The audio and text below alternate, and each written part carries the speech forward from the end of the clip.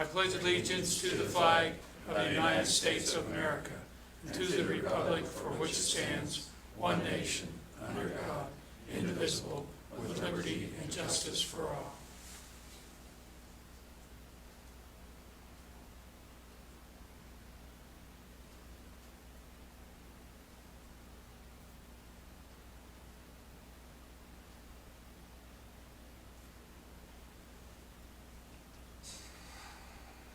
Thank you.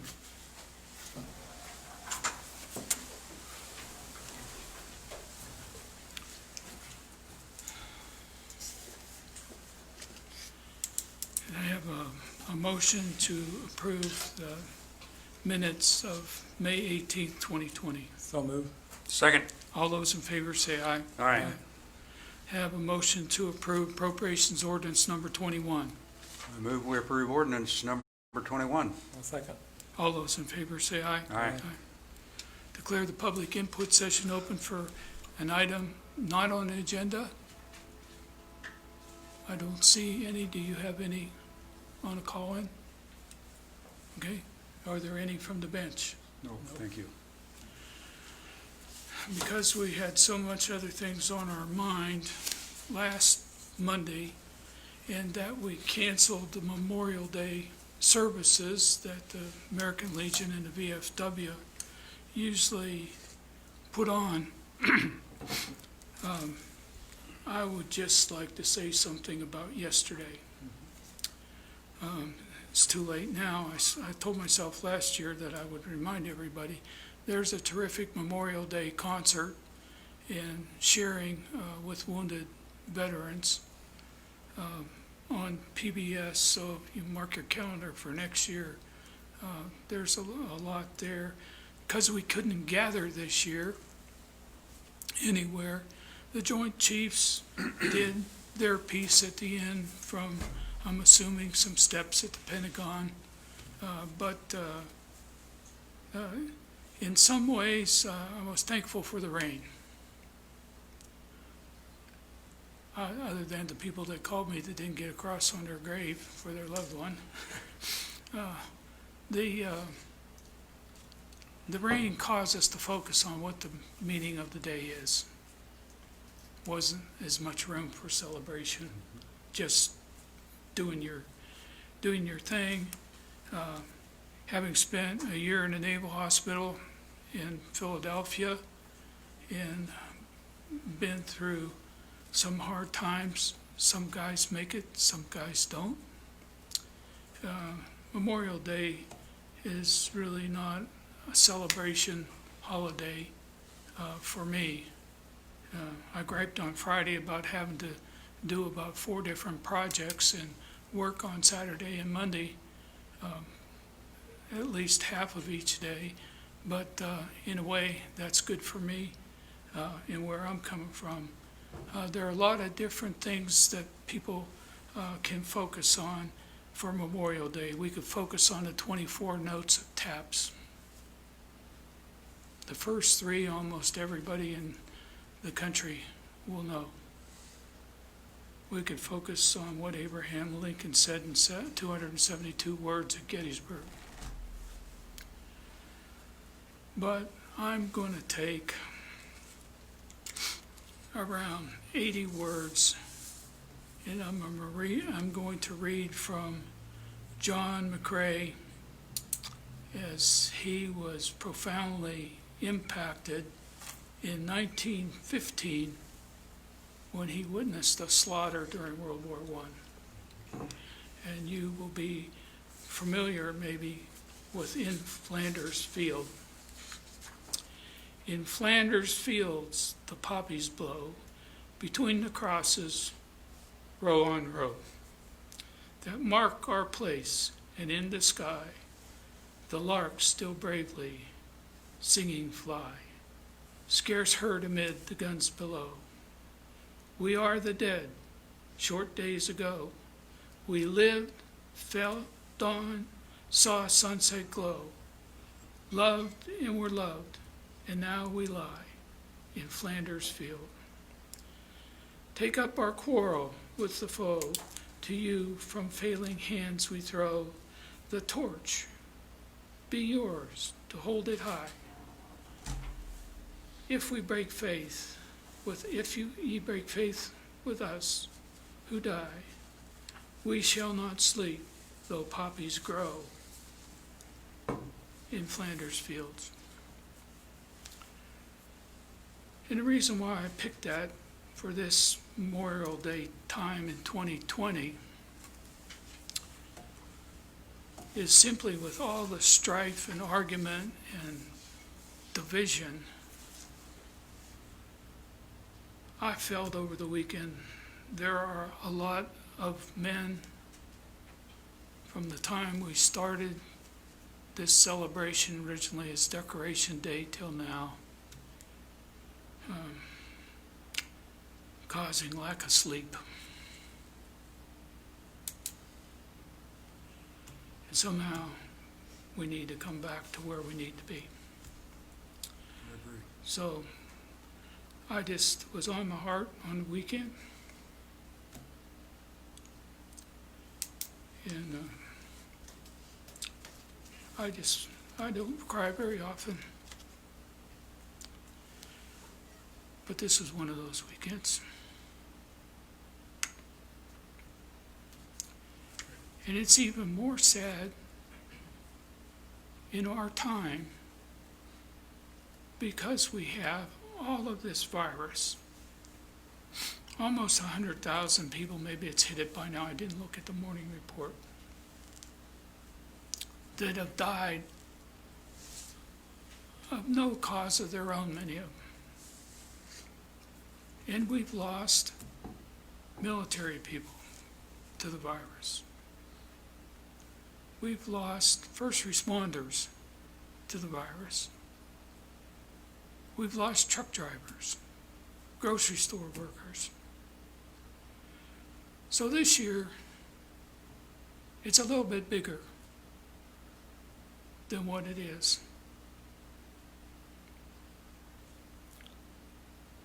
At least for me, that's what makes the sorrow greater.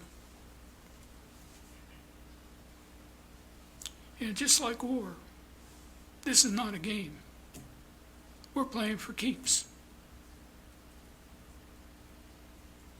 And I hope we remember that as we communicate and don't communicate with people to get to where we need to go.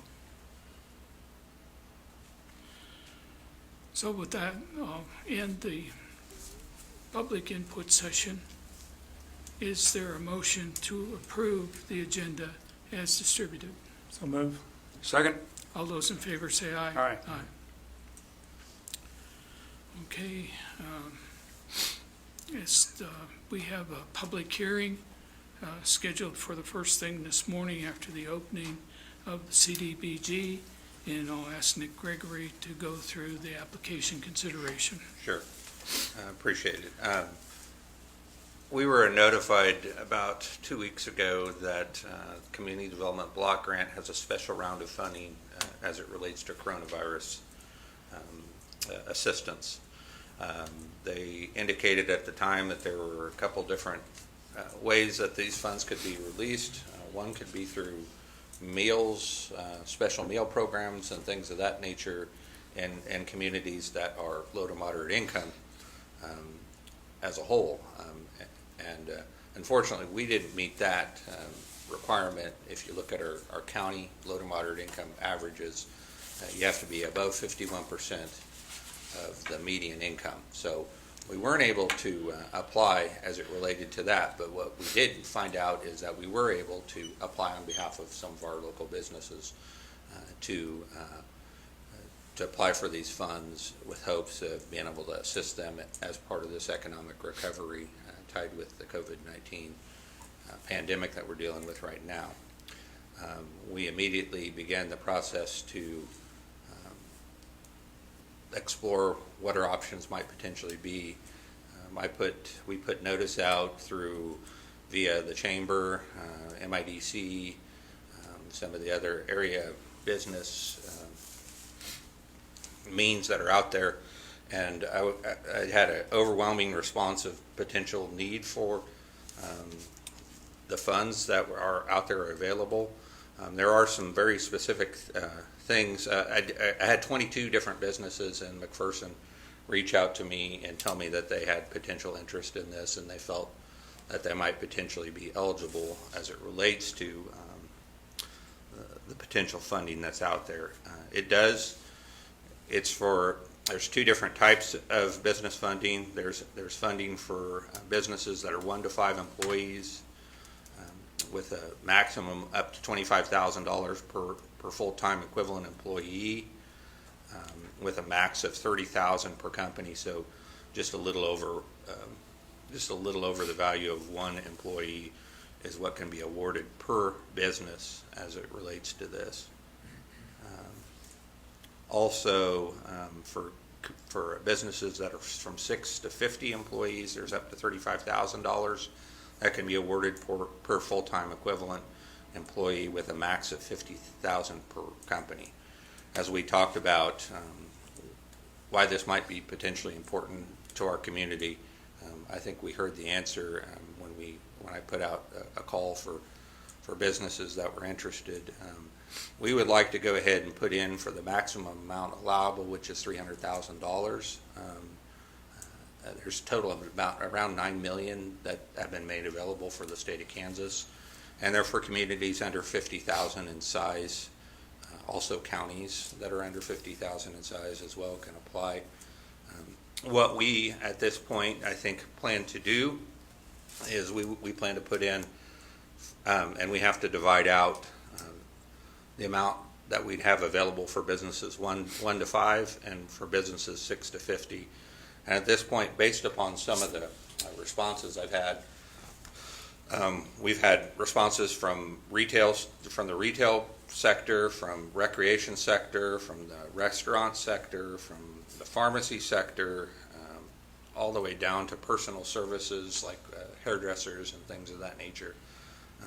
Based upon some of the responses I had, I think what we'd like to put in is dedicate 75% of those funds to those businesses that are 1 to 5 in size as far as employers go, and 25% to that would be put in for those businesses that are 6 to 50 employees.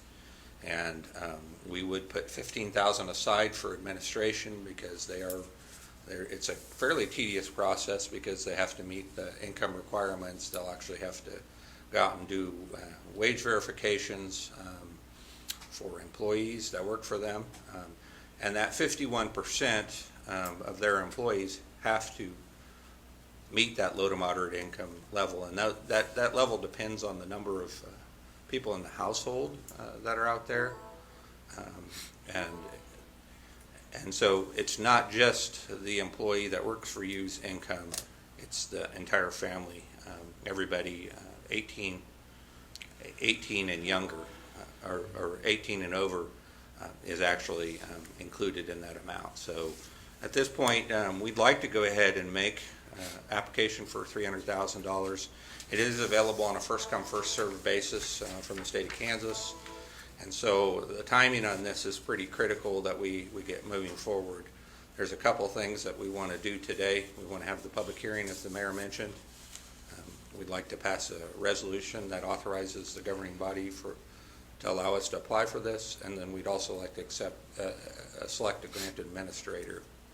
And so with that, is there anybody in the public that wants to speak to this, or any questions from the governing body on this?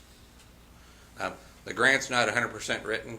I'm pretty close. I've gotten quite a bit through this. Part of what we do if we hire a grant administrator is they'll help look over this grant, and we'll get it turned in as quick as we can, obviously, and make sure we can capture those funds. So What's the deadline on? it's first come, first served basis. So once the funds are gone, they're gone. And We don't have a guarantee, but if we don't hurry and get something in, we'll get what we already have, nothing. That's right. And everybody's probably looking this week to approve, do the public hearing like we're doing today. Sure. And trying to go out. And when talking to grant administrators, there's probably just about 30 cities we heard that they're making application for. So getting this taken care of now is pretty critical. Our turnaround would be probably within the next couple of days that we'd get it submitted. I don't see any further comments, so is there a motion to close the public hearing? I so moved. A second. All those in favor say aye. Aye. Okay, we'd like to talk about, in order to do this, we would need a resolution. The resolution would be 20-04, and I'll ask the city administrator to read through that resolution. I won't read through it in its entirety, but I'll tell you what the gist of it is. It basically, as part of this, the governing body is required to approve a resolution that authorizes us to apply on behalf of the city. It just points out that this is CARES Act funds that are made available through the Community Development Block Grant Program. And in this particular resolution, we are not planning on doing any match with this. It's not required as part of this grant. Oftentimes, there is a match required as part of CDBG, and in this case, there was no match. So at this point, we just ask that the governing body go ahead and authorize the passage of this resolution. It also authorizes the mayor to sign and submit the application and any related documents once it's completed as well. So, Is there a motion?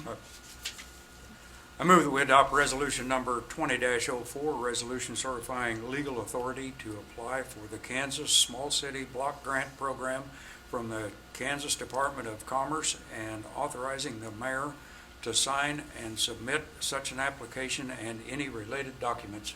I'll second that. All those in favor say aye. Aye. Okay. The next thing that we probably need to do is have a grant administrator, and I asked the city administrator to go over this, but the city administrator, the assistant city administrator, and myself did interview on Friday so that we'd be ready for today, and I'll let him give you the detail. yeah, we as part of pre-selecting a grant administrator, if you want their assistance in helping put the grant together or being part of that process, you have to pre-select that individual, and we did do those interviews last Wednesday. We asked for interest from all of those that are identified grant administrators in our state region to apply, and we had 2 applications that applied. One was South Central Kansas Economic Development Group, and also Ranson Financial, and we went through a process to review their applications. We talked with them about workload. That was probably our biggest concern with everything, is with as many cities are applying for these grants, would the workload be there and available for any of these firms to handle everything they needed to do to get our grant in quickly, and also make sure we get it out to our local businesses as quickly as possible.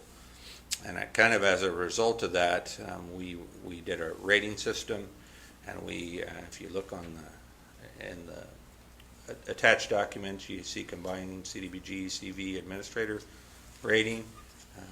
We actually rated Ranson Financial higher, and as the top ranking is based upon a number of criteria, and our recommendation as a committee would be to go with Ranson Financial as a grant administrator on this particular grant. Are there any questions on that? No, only that the rating sheet has a blank for Ransom. I think that's just a typo. But I can say that the final numbers at the bottom are what we came up with. Anyway, Yeah, I'm not sure why that's there. anyway, I know that the final numbers are correct. Yeah. So we can go back after and see what the thing is. So with that, is Is there a motion to approve Ransom Financial Group? I'll make the motion to approve the selection of Ransom Financial Group LLC to administer the CDBG CB grant and authorize appropriate signatures on a grant administration contract upon award of a grant. I second that motion. Just one note, it's only subject to us receiving the grant, of course, so if we're not successful at getting the grant, then we won't have a grant administrator. Okay. All those in favor, say aye. Aye. Aye. It's unanimous. So the city administrator will contact Ransom Financial Group. The lead lady is Rosemary, can't remember her last name, Saunders? Saunders. And she was there ready to go when we said we would call her, and very enthusiastic about having an opportunity to work with McPherson. So we hope that stays that way throughout this, and that we get the grant. Okay, we're on to the McPherson Water Park. And I would like to ask the McPherson High School swim team to go ahead and make their presentation. I would hope you can do this in 5 to 7 minutes, but we'll play it. You can come right up here and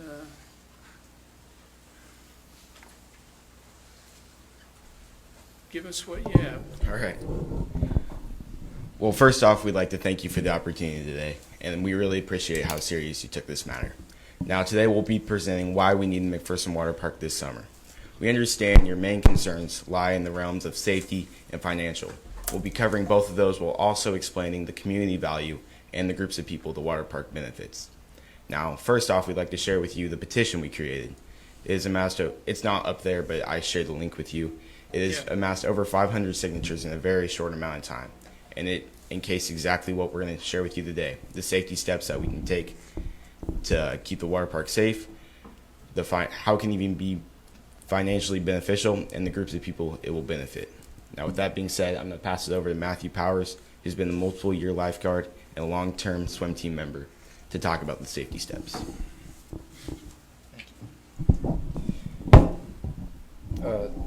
We understand that safety is your first priority in deciding whether to open the water park or not. Safety has always been a lifeguard's priority as well. While COVID-19 is a very real and serious concern, there are ways to open the pool that will keep the community safe. For example, we can keep 6 feet spacing between family groups, and that can be maintained and enforced by the staff. This includes spacing on the pool deck as well. Chairs can be spaced, lines can be spaced. The water park staff would be more than willing to add extra cleaning tasks to their duties. We'd sanitize high trafficked areas, railings, door handles, stuff like that. Also, according to the CDC, the coronavirus is unable to spread through chlorinated water, so there's a very low risk of having a shared pool.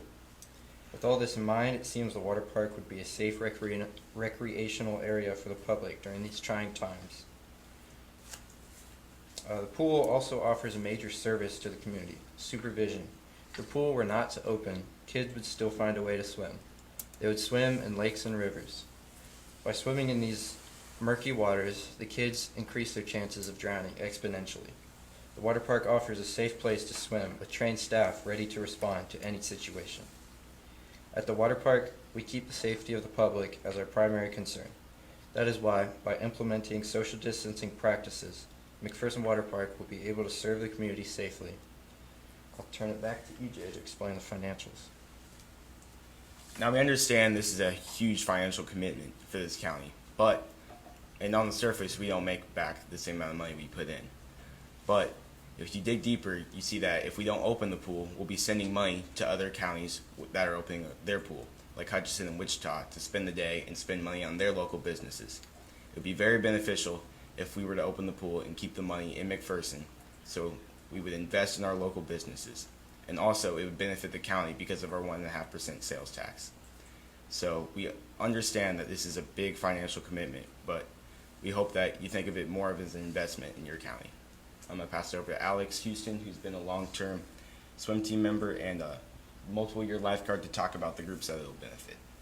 So the groups I want to talk about are the kids groups and the swim team first, Y Kids and Kids Campus.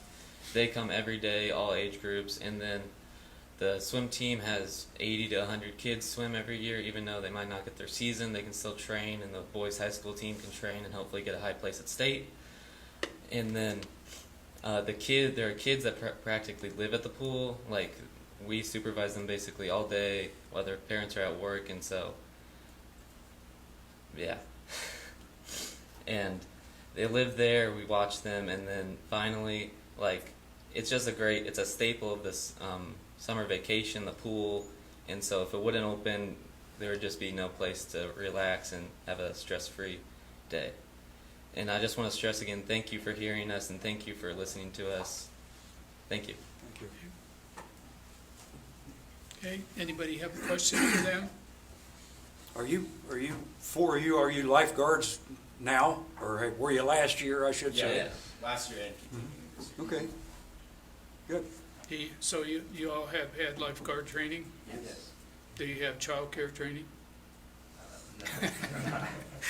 I'm going off of Mr. Houston's child care statements. Okay, I guess from here I'll call on Kyle.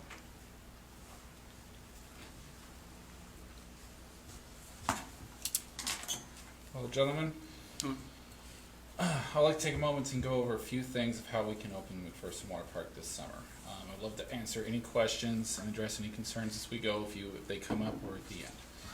To start, if you would look at the path to recovery that the NRPA put out, they listed different categories and ranked them in 3 different areas. To compare playgrounds, which are listed in the NRPA document, and were allowed to open in McPherson County in phase 1.5. On a scale of low to high, high being the worst, contact intensity was medium. Number of contacts was medium. And on the final one, for modification potential, was ranked low to high. However, the scale flipped where high was ranked good and low was ranked bad. On this one, it was ranked medium. For pools, it actually, so for the playgrounds, it ranked medium pretty much throughout the whole the scale. With the pools, it actually beats playgrounds 2 out of 3 areas, modification potential being high, and the contact intensity being high or low, and then the same being medium on the other one. Second, I would like to go over my plan for phase 3 opening, kind of to build on what the boys said. Funny, they mentioned a few things that we would implement, and I haven't even spoken to these gentlemen, so they did their homework, so good job. Phase 3 is currently set to open June 8th. An opening day at the water park would potentially be June 15th with a phase 3 opening. June 22nd would be phase out, so there wouldn't be a lot of restrictions, if at all. The Ad Astra states in phase 3 that 45-person limitation or people groups does not apply to if social distancing can be met and only have infrequent or incidental close proximity. It goes on to say that it applies to the areas of business that social distancing is hard to maintain, such as your locker rooms, showers, entrances, concessions, etc. Then those areas would be limited to 45 persons. In our facility, we have taken different recommendations to determine if social distancing can be met. Ultimately, I went with a stricter 144 square feet. I know I had mentioned 100 square feet last time we'd met. I'm going with 144 because that was recommended by the YUSA. This, with the grounds that we have, this comes out to approximately 150 individual people or people groups. Our facility averages 350 people a day over the course of 6 to 7 hours, and most people do not come to the pool by themselves. They are typically in people groups. So if you account for at least 2 people, we can easily jump that number up to 300 at one time. With that in mind, we can maintain social distancing at our peak hours. Concessions and admissions areas already have glass set up to prevent potential transfer of bodily fluids from the mouth or nose. We would simply add rotations, the support staff for concessions area to clean and disinfect touch surfaces. The touch surfaces at the pool could be done every 20 to 40 minutes with rotation. But the CDC last Wednesday also did announce that COVID does not easily transmit via touch surfaces. Chlorine at 2 parts per million has been shown to also kill the virus in 45 seconds. Similar virus, not this exact one, but similar virus in about 45 seconds. At the water park, we keep the chlorine level at about 3 parts per million. The sun, chlorine, heat all aid in areas to uncontaminate the top on top of disinfecting. This creates 4 layers of protection. As well, these policies and procedures would only need to be in place for 1 week, with phase out potentially starting June 22nd and restrictions lifted on social distancing, but I will go off of your gentleman's discretion on how we would loosen our procedures during our phase out. In addition, when looking at the financial aspect, if opening on June 15th, we would have a minimal loss, if at all. Middle of June, middle of July is our busiest time of year, and opening June 15th would allow us to retain most of those people. Last year we were open a total of 70 days. This year, June 15th would give us a total of 56 days if we close at the same time. However, depending on what school district does and the potential to stay open longer, depending on what school and school sports are doing in August, that is an option to help recuperate the roughly 14 days lost compared to last year. I'm also cutting startup costs to $58,000 compared to $61,000 last year, and the savings of $3,000. Also to maintain revenue averages, with the appropriation of the late start, the amount appropriated goes from $180,000 to $129,000, saving the city another $51,000. Again, this would save the city money and maintain the daily average from the past 3 years of income. To help the city save even further, the water park could absorb some of that financial impact, being last year we were $30,000 over. Doing some quick math, if we were to only receive $100,000 or even $80,000 from the city, we would still break close to even. That is well over the 25% of savings asked by each department to make. As well, if you look at other guarded facilities that have begun to open, beaches, lakes, ponds, and pools, they have seen their numbers increase. So there's definitely potential for more revenue once we are open due to people wanting to get outside and do something. Finally, what is unmeasurable? Things that this water park does for the community. We need to keep in mind that most of our patrons at the pool are children, and those children's parents count on the pool to be a safe place for their kids. When it gets hot, kids don't want to be outside and not be able to cool off, so they start looking at other ways to cool off. States that are already experiencing 90 and 100 degree weather have been reporting more drownings in their lakes, ponds, and rivers that are not guarded. Here are a few examples of what I'm hearing from the McPherson community. I gave you guys this information. I hope you guys looked it over. So I will skip that part. Thank you. But also to add on, I heard multiple things of those. Those are just the ones that I had written down, but I've heard multiples of that as well. I'm getting emails from patrons excited to see the awnings go up at the water park, asking if we're going to be open this summer. I've also recently taken a poll that has only been going since Friday and will continue to June 1st to ask the public's opinion as to whether they want the facility to open this year. Simple yes or no answer, not leaning one way or the other. Based on that poll, currently as today, this morning, 86% people say yes, open, 14% say no. That is close to 2,000 votes. We have 1.8 thousand votes. To conclude, I see that there may be some work on my part and the part of my staff to open the facility. The safety of the patrons and the staff is important, but I know it can be done, and I hope that your decision to open the pool is because of our community and our families and our loved ones need it. Thank you. Any questions for Kyle? Kyle, I want to ask you a couple questions if I could. When kids come to the water park, what are you going to require of them? Do they sign in and sign out? We could certainly implement a sign in and sign out procedure where they can give us names. I know that that was brought up previously to help track back if something were to come up. That is definitely something we can implement. Are you going to take their temperature when they come in? Taking temperature has, at other facilities and discussions, and even my own experience, just a little bit of time outside, that sensor that is taking a surface reading is not accurate.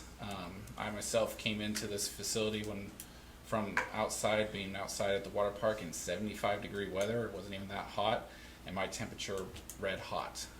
So I do not think that is going to be an accurate or good way to test. And will they be wearing masks when not in the water? Who?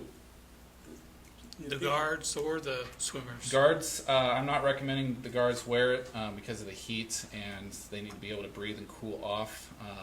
And then also in the water, Ad Astra does not require the patrons to wear masks. When patrons are not in the water? They will not be required because Ad Astra does not require it. Okay, I have looked at the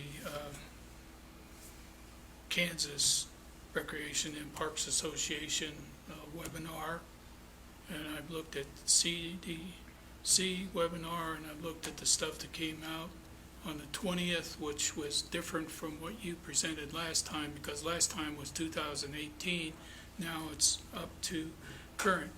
We would agree that you can't transmit in the chlorinated water, but you do transmit on the deck, you can transmit on the railings. The biggest fear, what I got from CDC, is that people that share treats, share a drink, whatever, are where it's going to happen, and that's not an area that's easy for a guard system to do.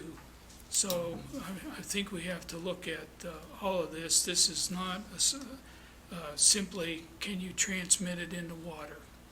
No, we all agree with that. But there are other areas that they have, and it'll be interesting to see after this weekend with the places that open pools on the East Coast and are on the beaches, if it ends up like spring break in Florida, where we have a large uptick in cases. This is a hard decision. I'm not anti-swimming. I've been on a swim team. I was a graduate assistant at Indiana University with Coach Doc Councilman when our swimmers held 17 world records that year. And we took swimming seriously. So I'm for a swim team being able to be all you can be. I am also want kids to have an outlet.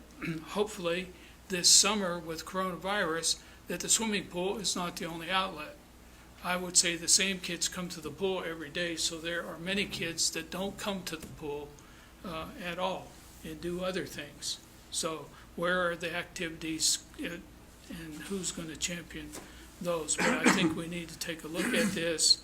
What is the hygiene plan actually on a day you're open? What will we do? I would like to find a way to make the temperature work, so I know I didn't have anybody come in there sick and then they go home and give it to a parent or grandparent, and that's where we'll have the problem. Probably not with them, although there are more and more things showing up in kids now that we're getting a little bit of time. Nobody knows where this is going. It's only been going for 5 months, and our science data is sometimes right, sometimes wrong. So we don't even have enough time to know what are the right things to do, and these guidelines can be rewritten in a moment's notice. Here's the piece that I will say. We don't know if June 8th pools will be open. And we don't know what kind of criteria that will be laid down for why they'll be open. And I have said, and I think that the commissioners have agreed, that we will not make the order for the chemicals and everything else until we know for sure that the pool is allowed to open. If we do that, we need, according to Wayne Burns, 2 weeks to get everything in. We can be filling the pool, we can be doing a lot of things, but we need 2 weeks. So we will probably not hit June 15th. We would be happy if we hit June 22nd. I don't think, at least I'll say this for myself, I'm not worried about the economic factor. If we don't do it, we'll be goats. Because there'll be some kid that got in trouble. And it will be because we didn't open the pool. If we do open the pool and we have some type of case or 2 or 5 of coronavirus, why was it so stupid when many other pools didn't open? So we're in a no-win situation, and that's fine. We know that when we run for this office, that there's no wins on these. You try to do the best that you can do. So I appreciate all the information. I appreciate 500 signed petition that EJ sent me. Appreciate your running a yes or no. I always worry about the ones that didn't say yes, just like when we ran a survey, are you in favor of reducing taxes? Only 85% were in favor of it. I don't worry about that 85% because they probably vote for motherhood and apple pie too. I worry about the 15% that didn't want to do it. You know, I worry about the 20% that are there. Some people will come, some people won't come. I've had several calls, and I'm not tracking them, that even if you open, I'm not sending my kid. It's not worth the risk. So, you know, we are what we are. We will continue to look at this. Maybe by the time we get to June 8th, the CDC will have another set of guidelines since everything changes on a weekly basis. We're not trying to deny swimming. We're just trying to be sure if we open that this is safe and that we don't have to say how stupid we were when somebody gets something. And so it's not comparable, in my opinion, to playgrounds. Each situation stands on its own. We have put signs up that you're going to the playground basically at your own risk. You have things that you have to do from hygiene, and that's where we're at. So we will take all this into consideration and appreciate everybody's effort in that. And I don't want to close this out unless somebody has another question. Kyle, I'd like to ask the employees at the pool, are you going to have to increase that? We could potentially increase it, but I have enough staff as is that we can run with the staff I have. I put it in as an option to bring on an additional up to two staff over the course of 60 days. If we did it the entire extent of the summer, it's an increase with the expenses of chemical and staffing and those wages being accounted for. It's around $5,000 addition. But with the current staff I have now, I can implement that cleaning. It just won't happen every 20 minutes. It might happen every 40 minutes instead. Will there be any limitations on the amount of people you'd allow in any given time? And how would you go about choosing to do that? Would you Limitations into the would facility? you add scheduled times when you come in, or would you say this is the max amount of people? There's a lot of options out there. Personally, what I would do is I'd keep a ticker at the front with our admissions people. When somebody comes into the facility, they make a mark, much like you see at Walmart. You see them hitting their little iPad on that thing, and then when somebody leaves, they hit it again to maintain the appropriate amount of people in the facility. We would do something similar to that with our facility. So what kind of problems is that going to cause? People from Lynchburg are not opening their pool. Mm-hmm. People from Lynchburg bring 2 vans up here, excuse me, with 15 kids in it, and Mm-hmm. you've already, whoa, you can't come in. Mm-hmm. What's that going to do for you? I mean, I'm just, if We it was can- me, I wouldn't be real happy. Yeah. We can certainly make sure that it is put out on our websites that any large people groups that are planning on coming to our facility call ahead and ensure that there is space at our facility.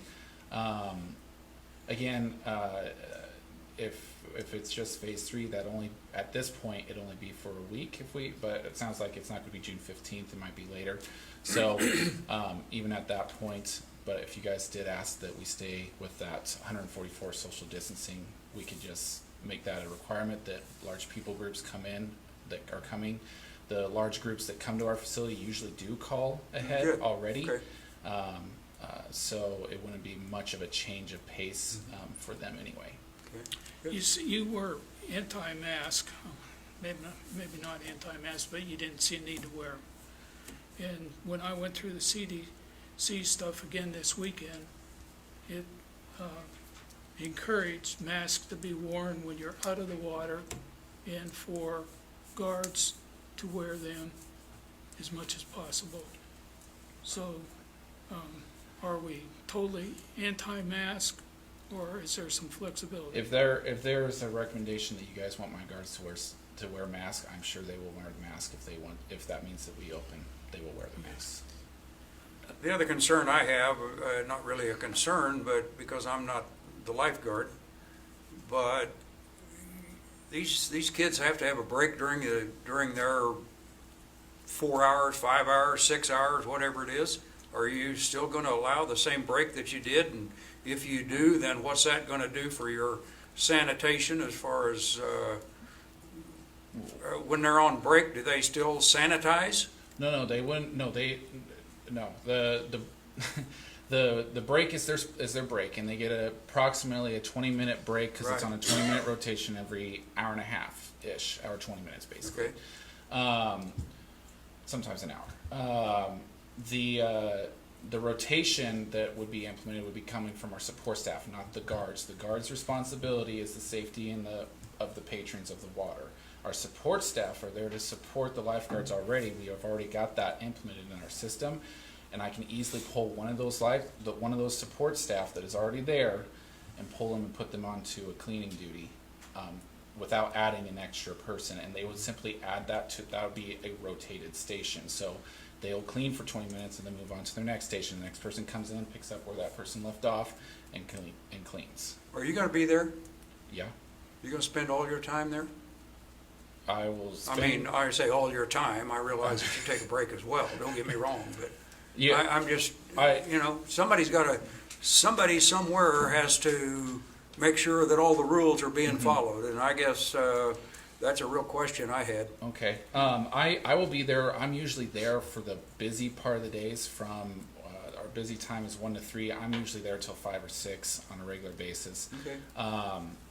And then I do have responsible deck managers that are adults in their 30s. I have one younger one that's in her mid-20s, but they are there the duration of the day. That's their job, is to be that person when I'm not there. Okay. Yeah, well, I think at least one member of the swim team said they would be more than happy to take on some hygiene, disinfecting duties, and I think you need to take a look at that because there's a lot to be done. If it could be done quickly and then they have break, I'm all for the break part, in what you've said. Okay. Do we need to have lounge chairs? Lounge chairs, Hutch, I've talked to Hutch, and what they're doing is they're reducing their lounge chairs and then spacing them out, and that's what I would do. But again, if there are some facilities that have said that they are actually completely removing their chairs and telling people to bring their own, and we can certainly do that as well. Yeah, I'm only thinking it's less to disinfect if we don't have lounge chairs, but it's maybe uncomfortable if you don't bring your own. You have to lay like they did in another era on their towel iron break. But anyway, Yeah. those are all things we need to look at. Yes, Commissioner? Just one more thing I cannot get my head around. And I think you've probably all seen the news clip on Lake of the Ozarks this last weekend. And people just swarmed that place. I mean, they were shoulder to shoulder everywhere. How do you maintain, and that's that 6-foot distance between groups with the staff that you have? And because science is, Tom mentioned the science, and science is more and more proving that it comes from droplets. It's not even so much what you touch, it's what's coming from droplets. How do you maintain it? And kids talk and holler and scream, they have a great time out there, I know that. How do you maintain that 6-foot distance in a crowd that size of 200 to 300 kids? That will be something that, to be completely honest, is a hard thing to do. We can make a recommendation. We can do a similar thing with the signs that you guys put on the playgrounds, that when you're coming into our facility, we have a set amount, like that 144 square feet. That means 150 people or people groups can be in our facility. Kids aren't going to understand that. Yeah, that they wouldn't be aware of that, but we would be able to, with that restriction, that's just going to give them space. And most of the times, our kids that do interact with each other, they're not in groups of more than maybe 6. I rarely see any groups over 10 of groups of kids interacting with each other. Typically, it's groups of 3, 4, 5 kids. That's one of the reasons I think masks are so important. Yeah. What about, we have a first aid problem? How are we handling the first aid problem? Because we're going to get contact. That's right. First aid for the guards, for the... Well, the guard is going to have to administer first aid, or somebody is going to be designated, and somebody should be designated according to the CDC. Mhm. If you have even a symptom after they come there that's COVID related, or could be COVID related, or an actual first aid thing, slip, fall, cut, who's going to handle that? Do you have a plan for all that in place? Because this is not like last year. We have a plan already in place with first aid instances that happen, just normal first aid. But if it's a COVID related first aid issue, that deck manager would then take over. We have a semi-isolated first aid area that we can put them in until those medical professionals or parents, if it's a kid, etc., are able to direct what the next step is. But we would, and at that point, obviously, if it's a COVID-related thing, masks go on all staff. How about disinfecting slides, the inner tubes, or what's your plan with all those? Disinfecting the slide with water running, chlorinated water running down it. We don't need to do the slide itself, but the railings and steps going up to it would be disinfected with disinfectant.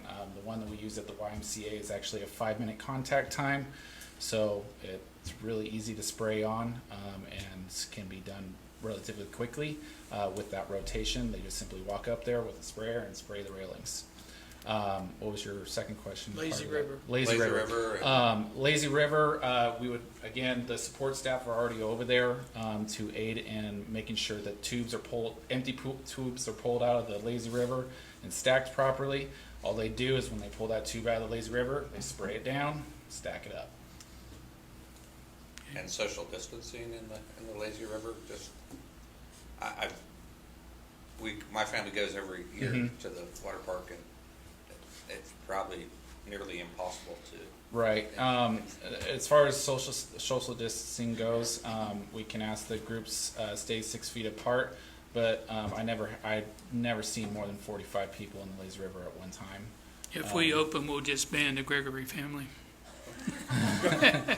So we can ask that the family groups that are in the Lazy River, because typically it's family groups, we can ask them that they maintain a 6-foot distance from each other, and the support staff can help with that. But as far as within the recommendations and the guidelines of the Ad Astra, I don't see us having more than 45 people in there. And again, support staff can count. So when we hit 45, we say, okay, Lazy River shut down until somebody leaves. Okay, locker rooms. What about Seems to be that a lot of guidance is putting out is to not use locker rooms. The governor stated one of the reasons why she hasn't improved to this point is because of the locker room situation and the contacts that can happen in a locker room. Are they going to come ready to swim and leave? Or are we going to open the showers, the locker rooms, and everything? We can shut down the whole locker rooms, if we went and restrict it only to use of restrooms, that's currently what we are doing at the YMCA. We can certainly go that route. Or we could just shut down the showers and allow for changing in the areas. There's not a lot of touch surfaces in that locker room area. There's the women's side, there's 2 benches, and the men's side, there's 2 benches. So all we would do is just, that would be part of that rotation, like I said, with the support staff or concessions. They would go over there and clean that on a very regular basis. Okay, well, I think we touched on a number of areas of our concern that will need more details if we open, so we brought up areas of concern. Anybody have anything else they want to ask Kyle? No. Okay, thank you for the work you've been doing.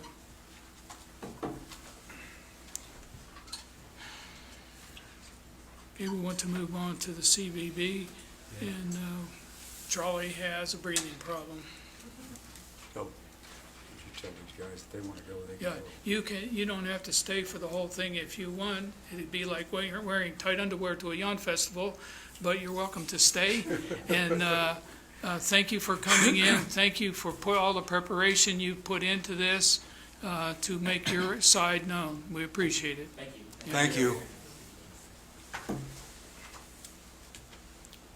Okay. Good morning. I Morning. have 2 items today.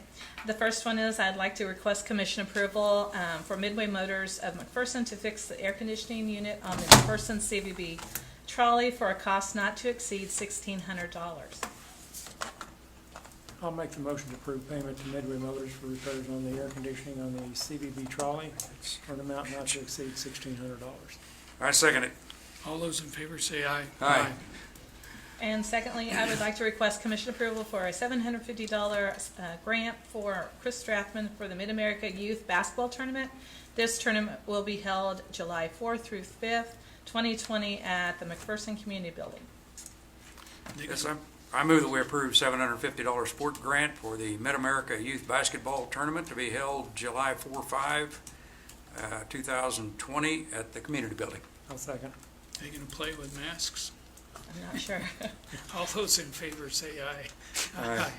Thank you. And then I'd also like to announce that we do have a movie Friday night. It's Toy Story 4, sponsored by Next Tech Wireless, and we will be practicing social distancing. We're going to be drawing circles on the ground with paint. That is it. will Biodegradable, right? Yes, There you go. biodegradable paint. So, thank you.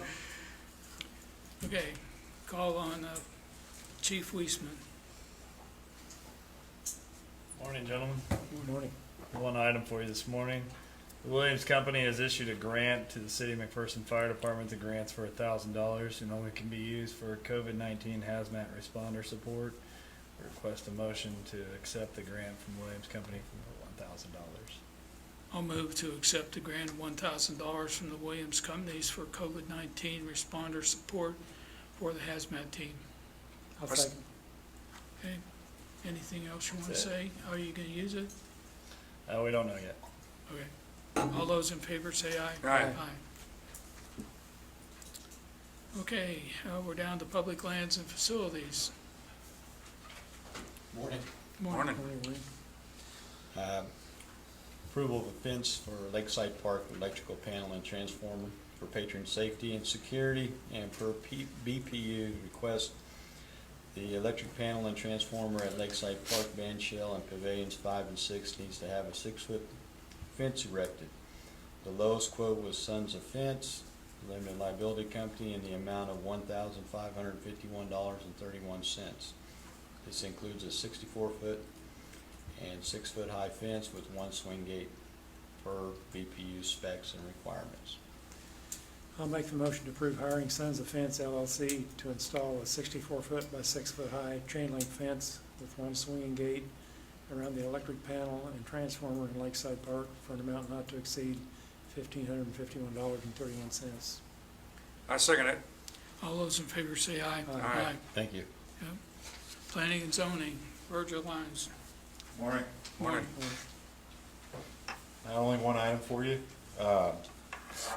Virginia and Michael Klein propose to change the zoning district classification from the B4 Service Business District to the R3 Multifamily Residential District at 710 West Euclid Street. The City Planning Commission heard the request at the regularly scheduled meeting on April 7th and recommend approval. Proper notice has been declared given. No opposition was heard at the meeting, and the protest period expired May 18th with no protest heard. We're recommending approval of ordinance number 3335. I move that we adopt ordinance number 3335, an ordinance changing the zoning district classification of certain lands located in the city of McPherson, Kansas, under the authority granted by the zoning regulations of the city as originally approved by ordinance number 3016, and authorize the mayor to sign the ordinance. I'll second that. All those in favor say aye. Aye. Thank you.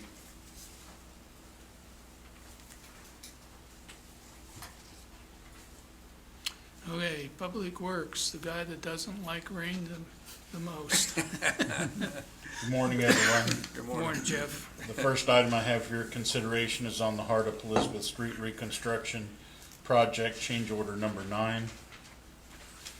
The property owner at 300 South Hardup requested a second entrance to have access to his backyard.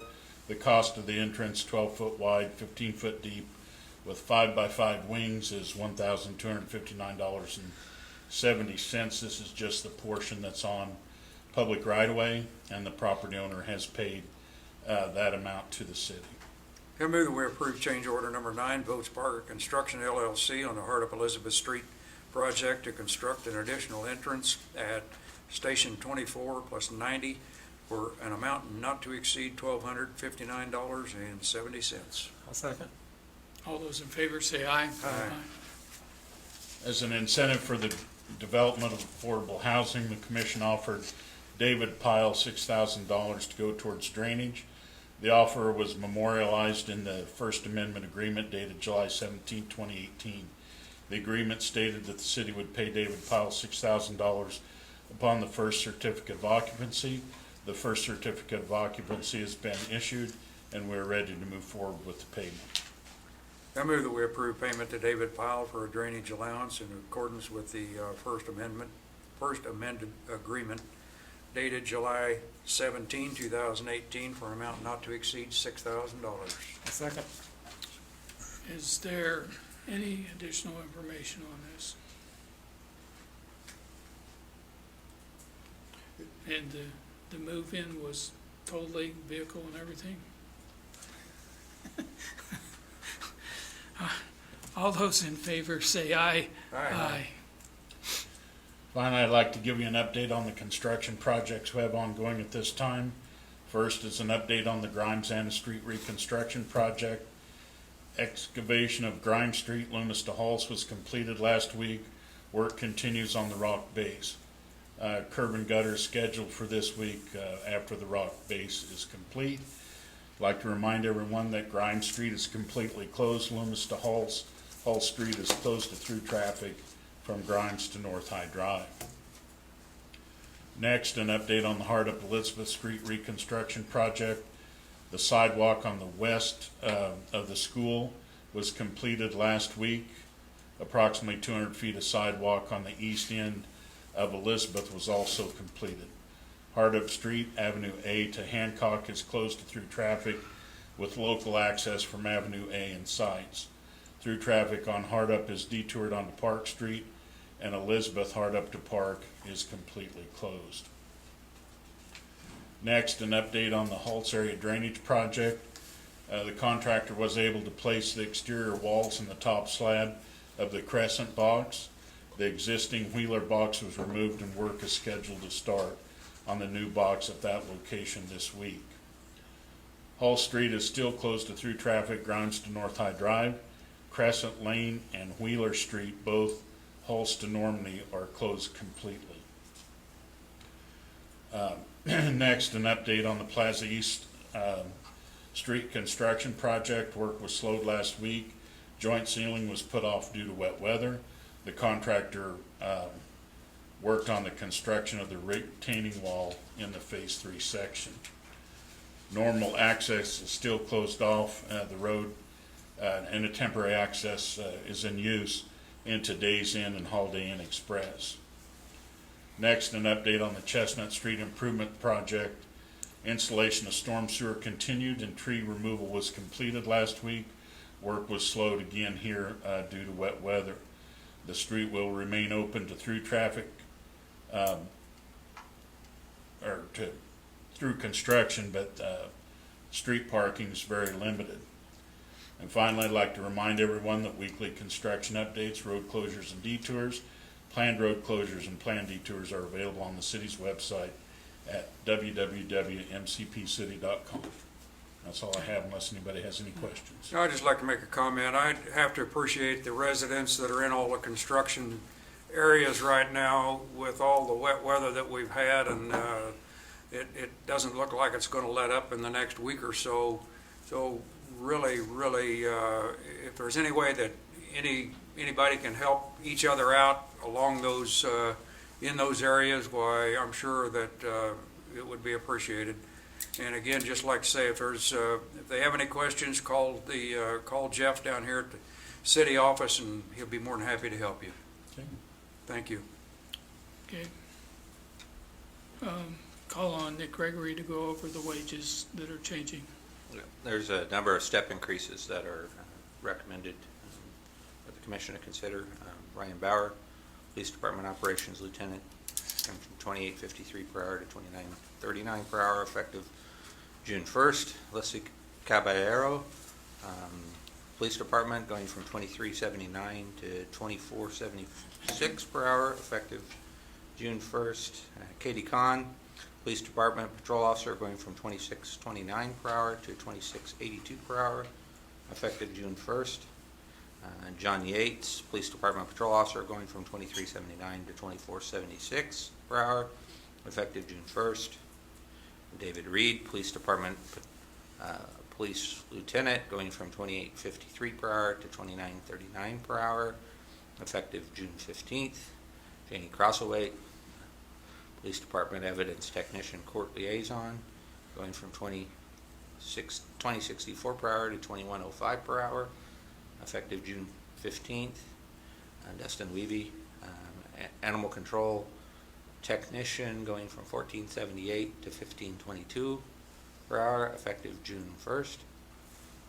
Larry Embers, Fire Department Firefighter, going from $16.01 to $16.33 per hour, effective June 1st. Adam Gehring, Fire Department Firefighter, going from $16.01 to $16.33 per hour, effective June 1st, 2020. And Riley Shelton, Turkey Creek Golf Course Seasonal, going from $9.50 to $10 per hour, effective June 1st. Junetta Shepik, Treasurer Finance Director, going from $43.32 per hour to $44.19 per hour, effective June 1st. Richard Miller, Administrative Assistant Finance Director, going from $35.35 to $36.41, effective June 1st. So I move that we accept the wages as read. I'll second that. All those in favor say aye. Aye. Okay, I would like to move that we recess the city commission meeting and go into the study sessions in case there's something in the study session that we need to come back to. Okay. Is there a second? I second. All those in favor say aye. Aye. Aye. And we are back in city commission meeting. And I would like to discuss what you want to do in reducing expenses for 2020.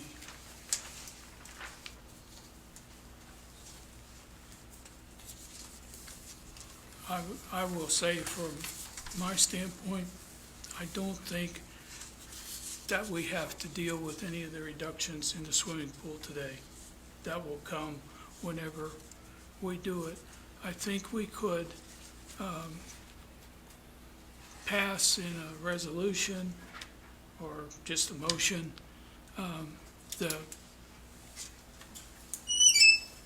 not going to the longevity this year, taking the compensation savings that are listed there for $107,377.94, that we can do the savings that are listed on the bottom of page 1, even though they're not 50 to 100%, but we can do the savings for park, cemetery, and on the top of the page, golf course, which will, as Janetta has said, simply be if we don't have to use the transfer later in the year. I would like to say that we could do the attempt to limit overtime, except I want the police and fire to do what they can, but we cannot control calls. And I want that to be understood, that we will do what we can, but we cannot guarantee those numbers for police and fire. And then across the board, we have $18,000 in golf savings, and we have CVB has $9,575, and I would say that those would not be spent unless we have a case that they would bring specifically to do that, We're a little lower than that now that you approved it. or whatever the amount is, okay? Almost And 10,000. then we saved the $17,000 on the ambulance department.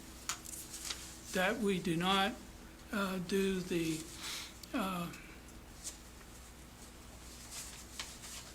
equipment fund purchases that are listed there, either holding off or removing those. I'm skipping the swimming pool, cancel non-essential training, and by saying that, anything essential for a police officer that has to do something would be considered essential. But what we have listed here, we will do our best in all the departments to get that $61,986. If all of this happens, we hope we don't have to transfer money to the golf course. I would like to say that we will take the middle of the road on the wastewater offer and pay an additional $36,000. That's halfway in between 28 and 44, and this is only for 1 year on that piece there. That general tool equipment, that we, in order to have savings on some of the equipment that we did up above and deferment of purchases, that we will examine what we need to do to not transfer to the equipment fund this year, but not create a problem. Some of this may have expenses that has to be transferred, and that will be up to the department head and the finance department. We will make a modification on the municipal building to cut that in half and have $45,000 here instead of 90, and then we'll see where we're at later in the year.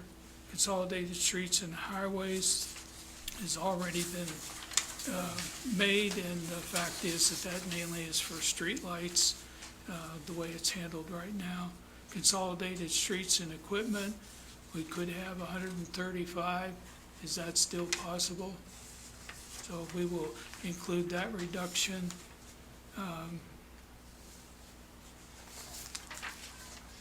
And then I'm not including anything for the out of city functions for the appropriations of the senior center, Main Street Museum. I will ask for a cut in the not-for-profit of $7,000 down to $3,000. So give us a little bit of room if we have to do something, but we should be able to do that. I would prefer that, and I'm not saying that we would cut our cap or in CHIP. If we have an opportunity to still get people to buy houses and to move, I think we have to keep going forward there. I do not want to make anything at this time. It's not that we won't maybe make something, but I do not want to impact the reserve of 3.2 million. 3 million is in storm reserve, and the other $200,000 is in healthcare insurance. And for right now, I think we should leave those alone. And the other 4 things don't want to be considering at this time. But what I'm saying, what I said, I'd like to move to do all those things I just read. Make the change. And part of my motion is to allow that to happen between now and September 1. And then between now and September 1, we will be able to evaluate more the property tax, ad valorem tax, and the sales tax to determine. Right now, we're maybe okay, but we were somewhat down for this month, and we don't know what April's going to be when it's reported in June. We don't know what May's going to be reported. The good news is the last unemployment for McPherson County is that we're 5.8% unemployed. So that is much better than most of the areas around us. And so we may come out of this with not much, but we don't. But the problem and why we need to make these target budgeting changes is if you don't make them, September's too late. Everybody, department heads, Janetta, put a lot of work into this. And I think if we could do that much and see where we're at, and I said, I think last Tuesday, we are not looking to do any more than we have to do. But we will do what we have to do. So I would say that my motion is to make those changes that I have highlighted, and we make those changes, do everything we can, and see where we're at, either the last meeting in August or the first meeting in September, and try to reevaluate where we are. If something makes a big swing one way or the other during this period, we certainly will come back and take a look again. Mayor, can I ask you a question? Yeah, I have trouble with appropriations and funding those 100% other than the not-for-profit. Couldn't we reduce those by the same percentage we've had to reduce our budgets? We made some very painful cuts this year. yeah, I understand that. I'll tell you why I didn't include them. Okay. Because their survival depends on what this is. And if you want to see them go down, then we could cut it. I don't want to see them go down. That's why I didn't put it in. But there's still time in the year to cut if we have a problem. Okay. Okay? So your motion is to, just recap here real quick, your motion is to reduce parks by 17,799, cemetery by 7919, golf course by 1701, and then the equipment fund, and I didn't write the number down on that, but I know we're not going to buy the sweeper and the concrete saw and so Yeah, on. So yeah, that's gonna be more cash flow. It's gonna That's- be determined by finance and Janetta's thing. How much can we not transfer to the equipment fund if we don't do those? Okay. Do you have a number you wanna plug in?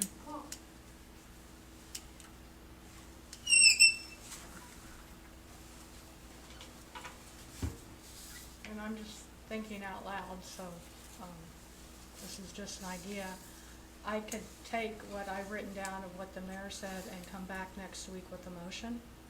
I'll have him review it.